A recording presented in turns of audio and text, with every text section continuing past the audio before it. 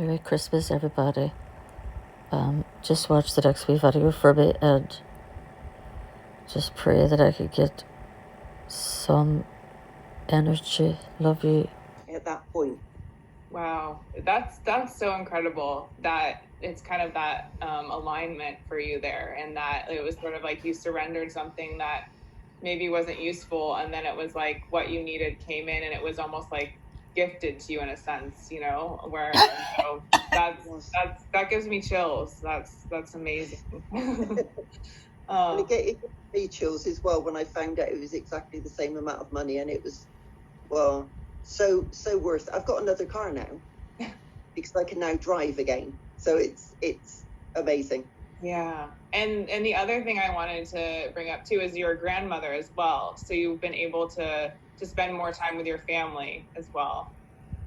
Yeah, I can run around in the garden with him. I can play all day with him now, and when they go home, I just go, and then I just relax, and I'm not needing to sort of go, you know, you'll have to look after your own children a minute. Well, I have to get asleep, you know, and I can run up the garden with him. I can put him on the swing. I can stand up while he's playing. And yeah, it's that part of it. I thought I was going to miss my grandchildren growing up. And that was something that it was heartbreaking because they'd come in and they'd visit me in bed.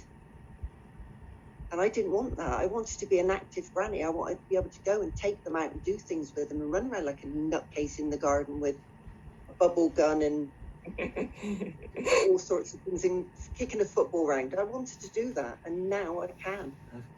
And chasing the sheep too. And the sheep, yeah, exactly, yeah. It's, you know, it's opened life up so much, and I just feel elated about life. Yeah, it's incredible. I keep going back to your story, and that for you it was really that baseline. So it's just powerful to think about, you know, you being mostly in bed and having, you know, your family having to come visit you in bed, to now having your bubble gun and chasing sheep and your grandkids and climbing to the top of the world in your backyard. And so it's incredible. So I'm just so pleased for you. And so I'd like to hear too, so if you didn't join the program, where do you think you would be currently? Well, I'd still be pushing, crashing. And I'd still not be able to do the shopping. I'd still not to be able to do a full day. I'd still not be cooking. You know, showering every day. Because when you're in bed for so long, you get hot, you get sweaty. You know, sometimes you can't shower. You've not got the energy. And so that's where I'd be. I'd be a horribly smelly mess still in my bed. Oh, yeah. So, you know, and my husband has also got his life back. Yeah, and that's something too that, you know, that is so, you're so right in saying that, and that the people that are close to us, you know, they're going through it with you. And so it's often like people say to me, like, I just want to relieve, like, you know, my partner or my parents of some of this. And so I think that that's something that, you know, our goal here at CFS Health is to, you know, have people become independent and self-sufficient and to empower them. And so it's just so great that, you know, you've taken the tools and implemented them. And now it's like, you're just riding through life with so much joy, which is just the best thing. So just really happy. And so what advice would you give to people that are currently experiencing chronic fatigue syndrome and that are struggling right now?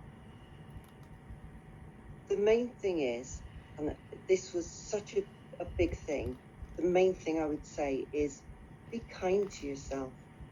Don't feel guilty if you've got to lie down.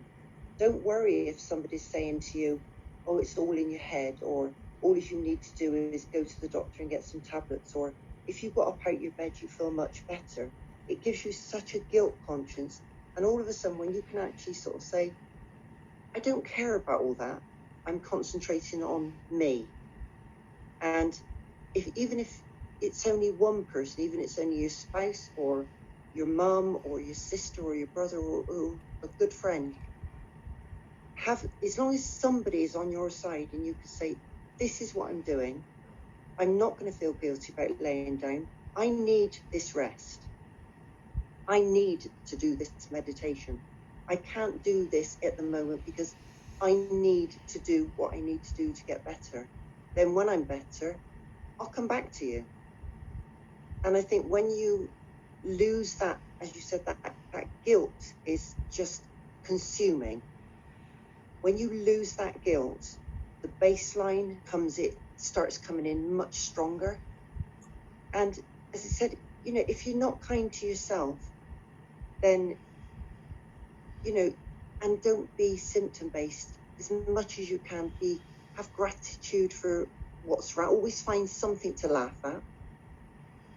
Always be grateful for, even if it's the tiniest little thing, putting 2 feet on the floor.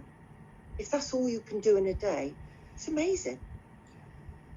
Celebrate the little things you can do. And the more little things you celebrate, the bigger the ball rolls, and it just gathers momentum, and then you end up chasing sheep and chasing your grandchildren with bubble gums. Yeah, no, I do agree that the kindness to yourself, I think, is just, it's so important. And so I'm glad that you brought that up. Yeah. And the fact is that there's a lot of people that will tell you this, you can't get better.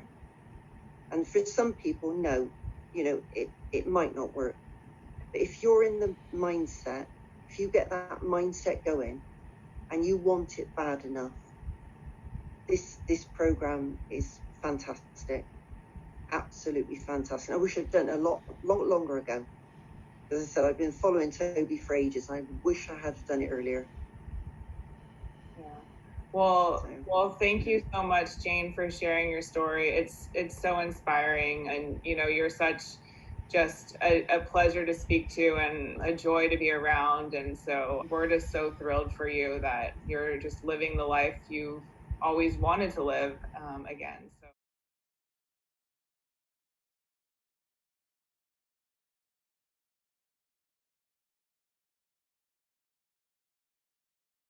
If only things like this were free. Keep dancing, everyone.